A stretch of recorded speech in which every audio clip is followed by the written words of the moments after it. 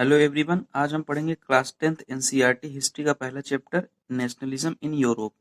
पहले समझते हैं कि नेशनलिज्म कहते किसको हैं। The principle of allegiance to the nation, its progress and upholding all rules and ideals towards it. मतलब अपने राष्ट्र के प्रति निष्ठा, अपने राष्ट्र के प्रति जो प्रेम होता है, उसकी प्रगति और उसके प्रति सभी नियम आदर्शों को बनाए रखने का जो सिद्धांत होता है उसे राष्ट्रवाद कहते हैं। During the 19th century, nationalism emerged as a force that brought about enormous changes in the political and mental world of Europe. मतलब 19वीं सदी के दौरान राष्ट्रवाद नेशनलिज्म एक ऐसी ताकत बनकर उभरा जिसने यूरोप के पॉलिटिकल और मेंटल वर्ल्ड में बहुत बड़ा परिवर्तन ला दिया। These changes eventually led to the rise of the nation state in place of the multinational dynasty empire of Europe. अब देखिए हुआ क्या कि पहले पूरे यूरोप में मल्टीनेशनल डायनेस्टी यानी कि जो राजवंश होता है, राजशाही होती है, वहाँ पे राजाओं का शासन हुआ करता था। तो 19वीं सेंचुरी में क्या हुआ कि उन सब को हटाया गया वहाँ की जनता के द्वारा और एक नेशन स्टेट यानी कि एक डेमोक्रेटिक नेशन की वहाँ पे स्थापना की गई। ये तो यूरोप में नेशनलिज्म का एक इंट्रोडक्शन था। अब आइए देखते हैं इस चैप्टर में आगे क्या है, उसको जानने की कोशिश करते हैं। ये पिक्चर एक फ्रांसीसी कलाकार फ्रेडरिक सारियो द्वारा 1848 में बनाया गया है। फ्रेडरिक सारियो ने चार पिक्चरों की एक ऐसी सीरीज बनाई जिसमें उसने सपनों का एक संसार रचा जो उसके अनुसार डेमोक्रेटिक और सोशल रिपब्लिक से मिलकर बना था। इस चित्र में यूरोप और अमेरिका के लोग दिखाए गए हैं। सभी उम्र के मेल फीमेल यानी कि स्त्री पुरुष एक लंबी लाइन में स्वतंत्रता की प्रतिमा की वंदना करते हुए आगे बढ़ रहे हैं। फ्रांसीसी क्रांति के दौरान कलाकार स्वतंत्रता को महिला का रूप दिया करते थे। आपने क्लास 9 में पढ़ा होगा तो आपने देखा होगा कि उस वक्त जो फ्रांसीसी कलाकार हुआ करते थे स्वतंत्रता को एक महिला का रूप जो है दिया करते थे। यहाँ पर इस मूर्ति के एक हाथ में एनलाइटमेंट की मशाल और दूसरे हाथ में मनुष्य के अधिकारों का एक मैनिफेस्टो है। प्रतिमा के सामने जमीन पर जो एब्सोल्यूट मतलब ऑर्गेनाइजेशन थे यानी कि जो राजा का महल और उनका जो मुकुट होता है, आप देख सकते हैं कि नीचे जो है जमीन पर बिखरा पड़ा हुआ है। सारियो के यूटोपिया में यानी कि कल्पना दर्श में दुनिया के लोग अलग अलग नेशन के रूप में बटे हुए हैं जिनकी पहचान हम उनके कपड़ों से कर सकते हैं। इस जुलूस का नेतृत्व अमेरिका और स्विट्जरलैंड कर रहे हैं जो उस वक्त एक देश बन चुके थे। फ्रांस जो क्रांतिकारी तिरंगे से पहचाना जा सकता है इस प्रतिमा के पास भी अभी पहुंचा है। फ्रांस के जस्ट पीछे जर्मनी के लोग हैं जो ब्लैक, रेड और गोल्डन झंडा अपने हाथ में लिए हुए हैं। फिगर में आपको दिख रहा होगा। सारियो ने जिस समय यह चित्र बनाया जर्मन लोग तब तक एक संयुक्त राष्ट्र का हिस्सा नहीं बने थे। जो फ्लैग वे अपने हाथ में लिए हुए हैं वह 1848 की उदारवादी उम्मीदों की एक अभिव्यक्ति है जिनमें अनेक जर्मन भाषी प्रिंसली स्टेट्स को एक डेमोक्रेटिक कॉन्स्टिट्यूशन के अंतर्गत राष्ट्र राज्य में गठित करने की एक इच्छा थी। ऊपर स्वर्ग से आप देख रहे होंगे ईसा मसीह दिख रहे हैं, संत और कुछ फरिश्ते बने हुए हैं जो अपनी नजर इस दृश्य पर जो है जमाए हुए हैं। सरयू ने इनका इस्तेमाल दुनिया के देशों के बीच भाईचारे के सिंबल के रूप में किया है। चलिए, ये तो हो गई इस चित्र की बात जो सरयू ने बनाया था।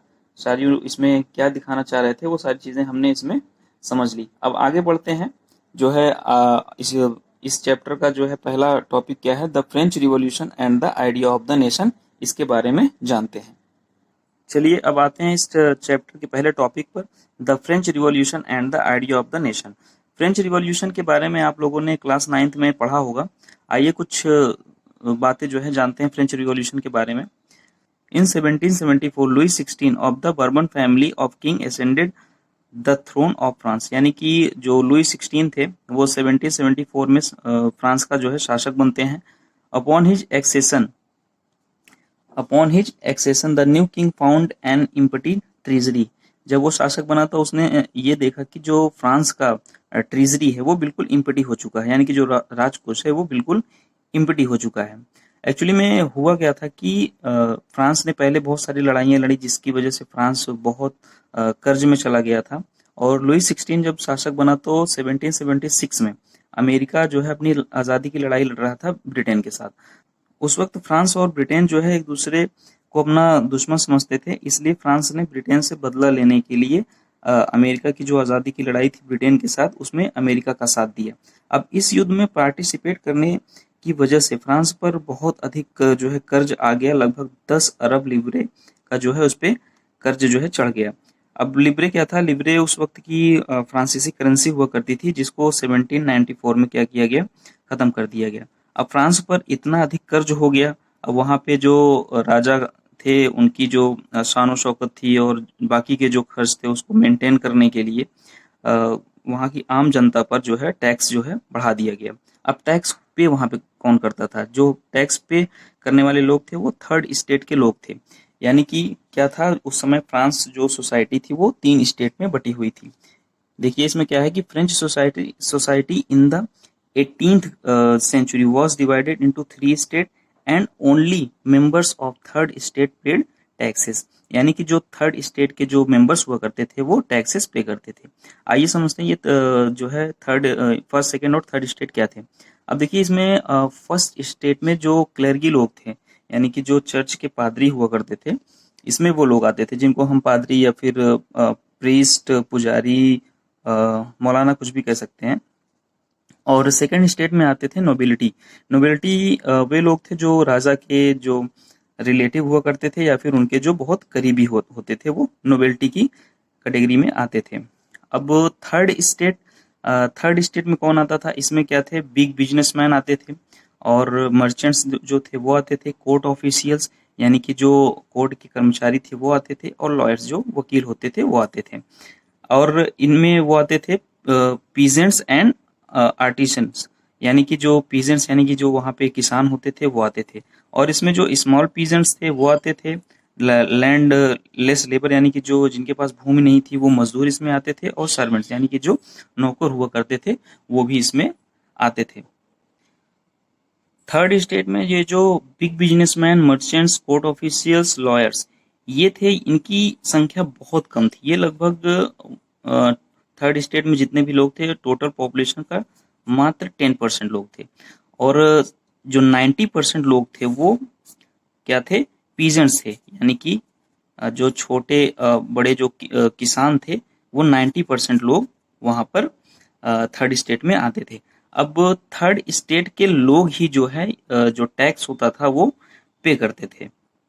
अब इस डिवीजन को जो फ्रेंच सोसाइटी में था, यानी कि फर्स्ट स्टेट, सेकेंड स्टेट और थर्ड स्टेट, इसको आप रिलेट कर सकते हैं, यानी कि सिमिलर मान सकते हैं इंडिया में जो कास्ट सिस्टम हुआ करता था, जो ब्राह्मण, क्षत्रिय, वैश्य और शूद्र जैसा जो कास्ट सिस्टम हुआ करता था, आप उसके सिमिलर मान सकते हैं। वहां पे भी फ्रेंच में भी इस तरह की जो है ऊंच नीच जो है समाज में कायम थी। अब जो ये फर्स्ट स्टेट और सेकंड स्टेट के लोग थे, इनको कुछ प्रिविलेज मिले हुए थे, यानी कि इनको जो है टैक्सेस में छूट मिली थी, ये ना के बराबर टैक्स पे करते थे, और मैक्सिमम जो टैक्स होता था वो ये थर्ड स्टेट के लोग वहां पे करते थे। चर्च के जो पादरी लोग थे वो किसानों पर जो है एक टाइद नाम का टैक्स लगाते थे, जो एक धार्मिक टैक्स के रूप में लिया जाता था। वो चर्च के लोग जो है किसानों से वसूल किया करते थे। दूसरा एक टाइल टैक्स होता था जो किसानों से जो है वहाँ की गवर्नमेंट वो वसूल करती थी। अब इसमें क्या हुआ कि जब इन पे जो है टैक्स रेट बढ़ा दिया गया तो वहाँ पे जो है महंगाई बहुत ही ज्यादा हो गई। जो लोगों की जो फंडामेंटल जो ज़रूरतें होती हैं, यानी कि जो खाने पीने की चीज़ें हैं, वो इतनी महंगी हो गई थी कि वो उनके जो है दायरे से बाहर निकल चुकी थी, वो उसको खरीद नहीं सकते थे। तो वहाँ पे जो है भुखमरी जैसा हालात जो है पनपने लगे, जिसकी वजह से वहाँ की जनता में बहुत ज़्यादा असंतोष बढ़ गया। उसके बाद जो है वहाँ पे 1789 में जो है ये फ्रांसीसी रिवॉल्यूशन जो है शुरू हो गया। आइए फ्रेंच रिवॉल्यूशन से रिलेटेड कुछ इंपॉर्टेंट डेट्स पे अब बात करते हैं। 1774 में Louis 16 becomes king of France. जो है लुई 16 क्या है, वो वहाँ के किंग बनते हैं। 1789 में फ्रेंच रिवॉल्यूशन स्टार्ट होता है। 1791 में a constitution is frame to limit the power of the king and to guarantee basic rights to all human beings, यानी कि सम्राट की शक्तियों पर अंकुश लगाने के लिए सभी मनुष्यों को मूलभूत अधिकार प्रदान करने के लिए संविधान जो है वहां पे बनाया जाता है। 1792 से 1793 के बीच क्या हुआ कि France become a republic. France क्या हो गया कि एक रिपब्लिक, एक गणतंत्र बन गया, और वहां के राजा को क्या किया गया कि वहां सिर काटकर उनकी हत्या कर दी गई। फ्रेंच रिवॉल्यूशन के दौरान वहां पे बहुत सारे चेंजेस आए। उसमें क्या चेंजेस आए, आइए एक एक करके देखते हैं। देखिए इसमें पहला है, the state general was elected by a group of active citizens and was renamed the national assembly. ये जो स्टेट जनरल का चुनाव सक्रिय नागरिकों के समूह द्वारा किया जाने लगा और उसका नाम बदलकर नेशनल असेंबली कर दिया गया। स्टेट जनरल क्या था कि उसमें तीनों जो स्टेट थे उसके रिप्रेजेंटेटिव हुआ करते थे, यानी कि स्टेट जनरल एक रिप्रेजेंटेटिव असेंबली हुआ करती थी, जिसको बाद में बदलकर नेशनल असेंबली कर दिया गया। सेकंड क्या है, a central administrative system was introduced which made uniform laws for all the citizens living in their territory। एक केंद्रीय प्रशासनिक व्यवस्था लागू की गई जिसमें अपने भूभाग में रहने वाले सभी नागरिकों के लिए एक समान कानून बना दिए गए, यानी कि वहां पे एक समान कानून बन गया, सभी के लिए एक अब जो है समान कानून होगा। Internal import export duties abolished and a uniform system of weights and measurements was introduced। यानी कि क्या हुआ, आंतरिक जो आयात निर्यात होते थे, यानी कि इंपोर्ट जो एक्सपोर्ट होते थे, उसके जो उसमें जो शुल्क लगता था उसको समाप्त कर दिया गया और भार तथा मापतोल की एक समान व्यवस्था लागू की गई। अगला है regional dialects were discouraged in France and French was made the common language of the nation. जो वहाँ की रीजनल जो बोलियां थी, यानी कि जो वहाँ की क्षेत्रीय भाषाएं थी, उनको क्या किया गया, उनको अंडर एस्टिमेट किया गया और जो फ्रेंच लैंग्वेज थी उसको जो है वहाँ की राष्ट्रीय भाषा बना दी गई। When news of the events in France reached various cities in Europe, students and other members of the educated middle class began to establish Jacobin clubs। यानी कि क्या हुआ कि जब फ्रांस की घटनाओं की खबर यूरोप के विभिन्न शहरों में पहुंची, तब छात्र तथा शिक्षित मध्य वर्ग के अन्य सदस्य जैकोबिन क्लब की स्थापना करने लगे। अब देखिए आगे क्या होता है कि 1799 में नेपोलियन क्या करता है कि फ्रांस की जो पावर थी उसको अपने हाथ में ले लेता है और 1804 में फ्रांस का वो सम्राट बन जाता है। अब देखिए नेपोलियन ने कुछ इसमें क्या किए थे, पॉजिटिव काम किए थे फ्रांस के लिए और कुछ इसमें निगेटिव काम उसने किए थे। अब देखिए उसके कुछ पॉजिटिव जो काम थे उस पे देख लेते हैं कि क्या क्या उसने यहाँ पे पॉजिटिव किया है। The Civil Code of 1804, commonly known as Napoleon's Code, abolished the privilege based on birth. He secured equality before the law and the right to property। 1804 की नागरिक संहिता, जिसे आमतौर पर नेपोलियन की संहिता के नाम से जाना जाता है, तो उसमें क्या हुआ कि नेपोलियन ने क्या किया कि जो जन्म से आधारित विशेषाधिकार होते थे उसको समाप्त कर दिया गया। उसने कानून के समक्ष बराबरी और संपत्ति के अधिकार को क्या किया, सुरक्षित बना दिया। This civil code was also implemented in the France control area. अब इसमें क्या हुआ कि जो फ्रांस कंट्रोल और भी एरिया थे वहां पे भी इस सिविल कोड को लागू कर दिया गया। Napoleon simplified the administrative division in the Dutch Republic, Switzerland, Italy and Germany, abolish the feudal system.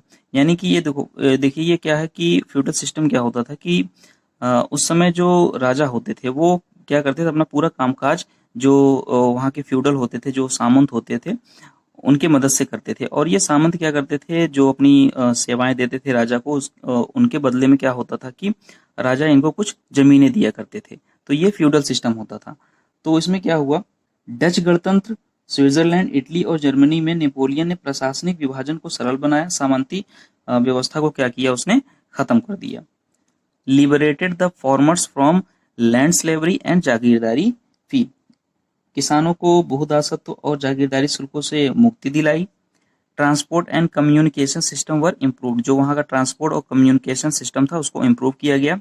अब आगे क्या होता है कि industrialist and specially small producers of goods began to understand that a common law and a national currency would facilitate the movement of goods and capital from one region to another region। देखिए इसमें क्या हुआ कि उद्योगपति और खास तौर पर सामान बनाने वाले लघु उत्पादक यह समझने लगे कि एक समान कानून बनाने से, एक राष्ट्रीय मुद्रा से जो वस्तुओं और पूंजी का जो आवागमन है वो क्या हो जाएगा, सरल हो जाएगा। आइए अब बात करते हैं कुछ नेगेटिव पॉइंट्स की। कुछ ऐसे काम जो नेपोलियन द्वारा किए गए लेकिन वहाँ की जनता को बिल्कुल पसंद नहीं आए, जैसे कि टैक्सेस वर ग्रेटली इंक्रीज। टैक्सेस को बहुत अधिक बढ़ा दिया गया। Censorship was impose. सेंसरशिप वहाँ पे इम्पोज कर दी गई, यानी कि अगर कोई गवर्नमेंट जो है गलत काम करती है तो वहाँ की जनता को उसके खिलाफ बोलने का कोई अधिकार नहीं था। People were forced to enlist in the army to conquer the rest of Europe. People को, लोगों को जबरदस्ती सेना में भर्ती किया जाने लगा यूरोप के बाकी बचे क्षेत्रों को जीतने के लिए। अब ये किसको पसंद आएगा कि उसकी इच्छा के विरुद्ध वो किसी भी व्यक्ति को जो है सेना में भर्ती किया जाए। एक तरह से लोगों के फंडामेंटल राइट्स को सीमित कर दिया गया, जो किसी भी मायने में ठीक नहीं था। किसी भी नेशन में फंडामेंटल राइट्स वहाँ की जनता की सबसे बड़ी ताकत होती है। शुरू में लोग नेपोलियन को एक मुक्तिदाता यानी कि सेवियर के रूप में देखते थे, क्योंकि स्टार्टिंग में नेपोलियन ने बहुत सारे काम ऐसे किए थे जो जनता के हित में थे और डेमोक्रेसी के फेवर में थे, और लोगों को ये उम्मीद थी कि नेपोलियन उनकी स्वतंत्रता और फंडामेंटल राइट्स को प्रोटेक्ट करेगा। लेकिन धीरे धीरे नेपोलियन का शासन तानाशाही में बदल गया, लोगों की स्वतंत्रता को सीमित कर दिया गया और जनता के दिलों में भी नेपोलियन के लिए नफरत भर गई। लोग उसकी सेना को हमलावर नजरिए से देखने लगे। अंततः 18 जून 1815 में वाटरलू का युद्ध नेपोलियन और ब्रिटेन, रूस, ऑस्ट्रिया, प्रशा और हंगरी की संयुक्त सेना के बीच लड़ा गया। इस युद्ध में नेपोलियन की हार हुई और उसे कैदी बनाकर सेंट हेलेना टापू पर भेज दिया गया, जहां पर 52 वर्ष की एज में 1821 में उसकी डेथ हो जाती है। ये तो सारी बातें हो गई फ्रेंच रिवॉल्यूशन की। वहां पर क्या क्या चेंजेस हुए वो सारी बातें हमने यहाँ पर जानी। अब अगर पूरे फ्रेंच रिवॉल्यूशन को समराइज किया जाए और हम लोग उसका आउटपुट निकालने की कोशिश करेंगे तो पाएंगे कि फ्रीडम और डेमोक्रेटिक राइट्स फ्रेंच रिवॉल्यूशन की सबसे बड़ी अचीवमेंट थी, जिसके लिए वहां के आम लोगों ने अपनी गवर्नमेंट से युद्ध लड़ा। फ्रीडम और डेमोक्रेटिक राइट्स का विचार धीरे धीरे पूरे यूरोप में फैल गया और यूरोप के लोग अपने फ्रीडम और राइट्स के लिए आवाज उठाने लगे और यूरोप में नेशनलिज्म की शुरुआत हुई, जिसने पूरे यूरोप को बदल कर रख दिया। अब देखिए, राइज ऑफ नेशनलिस्ट कॉन्शियसनेस की शुरुआत यूरोप में पुनर्जागरण काल से ही शुरू हो चुका था, लेकिन 1789 में फ्रेंच रिवॉल्यूशन में यह उभर कर सामने आया। और ये कहना भी गलत नहीं होगा कि दुनिया भर में डेमोक्रेसी की शुरुआत फ्रेंच रिवॉल्यूशन से ही हुई। आज के वीडियो में इतना ही रखते हैं। अगले वीडियो में इस चैप्टर का दूसरा topic the making of nationalism in Europe पढ़ेंगे और ये टॉपिक आपको बहुत ही इंटरेस्टिंग लगेगा। वीडियो पसंद आया हो तो लाइक और शेयर कर दीजिएगा और चैनल को सब्सक्राइब कर लीजिएगा, बेल आइकन को हिट कर लीजिएगा, जिससे आने वाली अगली वीडियो की नोटिफिकेशन आप तक पहुंच सके। मिलते हैं अगले वीडियो में। Thank you.